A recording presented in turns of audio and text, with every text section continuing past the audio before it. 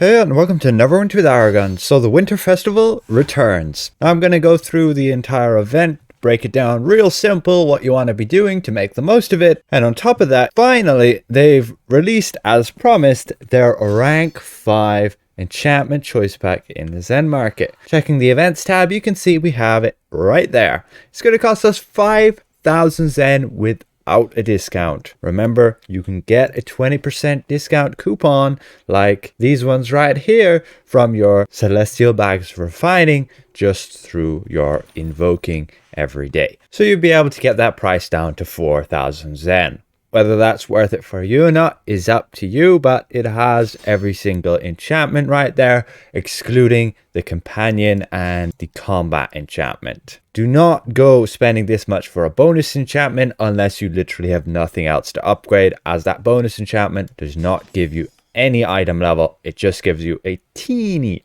again, little bonus. I can understand why the price is 5,000 because that's probably the amount of Zen you'd have to spend on coal motes if you were to buy them without a discount. And then, yeah, it's up to you whether you want to buy it or not. I'm not. I don't need any more enchantments. I got them a year ago. Just be warned that it's bound to your account when you buy it, and you can only purchase it once. Before we jump in, make sure to pick up your free gifts if you haven't done so already. You'll be able to get a Winter Wolf companion, a Winter Wolf mount, and a Snowflake vanity pet. So, the Winter Festival, what should you be doing? Well, if you watched my previous video on preparing for it, you want to have, ideally, multiple characters. Now, you can speak to this guy and you can see he's not giving you any quests.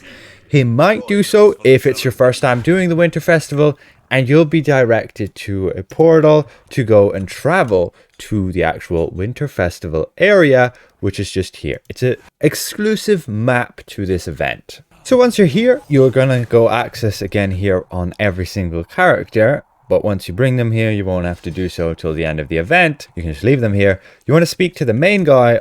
He's going to give you 3 quests, 2 of which are repeatable every day. You get like Lore of Simril, you're just learning about the event. You get Omens of the Stars, you absolutely want to do that every day. And star stuff. Again, you absolutely want to do that every day. Those are the 2 quests you do every day on every single character.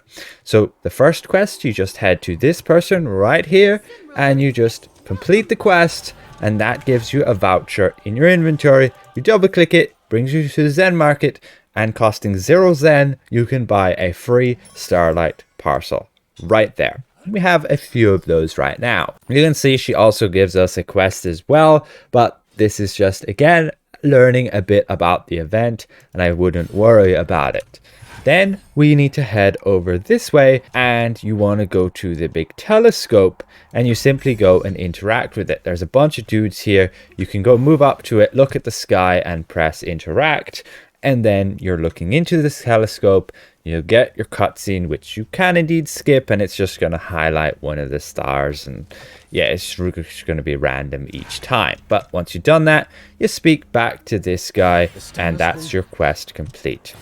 That is it. You do that on every single character every day, and you will maximize your reward potential for this event. Doing that telescope quest, you may have noticed we got one of these, which is a mysterious fortune. Essentially, opening these will give you some lore, but it also has a chance to give you this, a scroll of fate. And it will depend what scroll you get. Those different scrolls can give you different stats, and we'll just use the rest of our fortunes there, but you can see, yeah, like 1 in 12, and these scrolls give you can see the stats just there. Now those stats can, yeah, be pretty useful, but I would recommend most of you just go and sell those, because they're not going to be worth the amount they're costing to go and use them. Maybe the crit avoidance one, but when you go look at the DPS ones, yeah, they get more expensive because you get those endgame players wanting to squeeze out every single bit of damage. So just keep that in mind. Now, that Star of Fortune that we just obtained, you want to spend that in this store right here. This guy, the Exchange Stars of Fortune. And you can see right now we can obtain the Frozen Gorgon right there. It's just a mount, a visual one. The Broom of Twilight, again, it's just a cosmetic mount. And then you can get like the Star of Simril companion. I would not bother with it. And then you can get like the Spirits of Simril. Those spirits are used to upgrade the artifact linked to this event, which is your Beacon of Simril. You get it by opening Starlight Parcels, I believe. And you can see you'll need Spirits of Simril along with like Lumens, which you get from gifting these gifts to people. And you could get the artifact to Mythic pretty cheaply.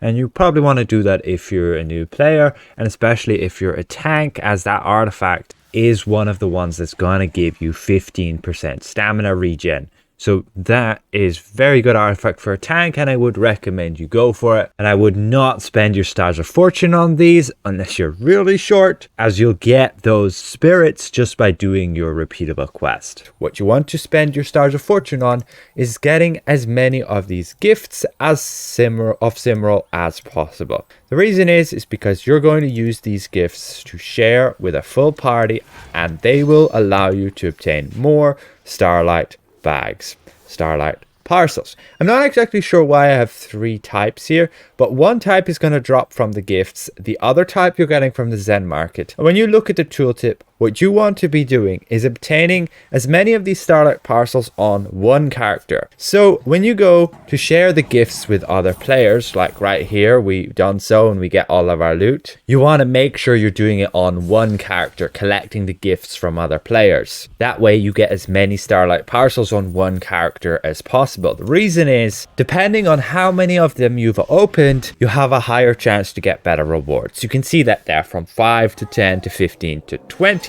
giving you highly sought after rewards. Basically, the main reward from these is some random companions up to epic, and then most importantly, you get preservation wards. This event being pretty much the best for preservation wards, if again you get these gifts of Simril and you open a shit ton of them. Again, you want to be forming a group where everybody is opening a set amount, let's say 100 each. That's 500 opened total. You're getting gifted 400, and they can drop you the Starlight bags, which will then drop you the rewards you need for this event. You will also get more Stars of Fortune by doing so, which will allow you to go and exactly buy more of the gifts of Simril. And you kind of enter a cycle like that, but you will slowly lose out on gifts. But it's insane. If you do this event multiple times, you're going to end up a backlog of gifts of Simril, not knowing what to do with them, and you just save them the next year.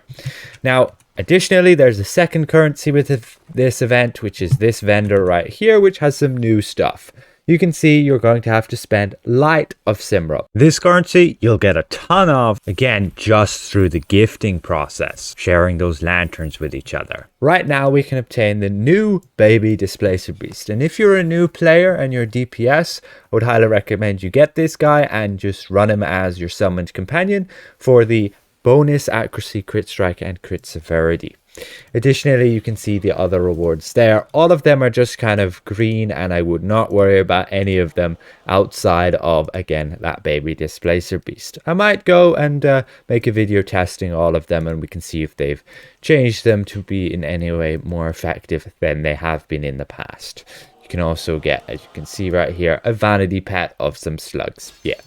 You can get some consumables. None of them are good here. Don't go scamming anybody with sky lanterns. And then transmutes can be pretty cool, getting these different scarves.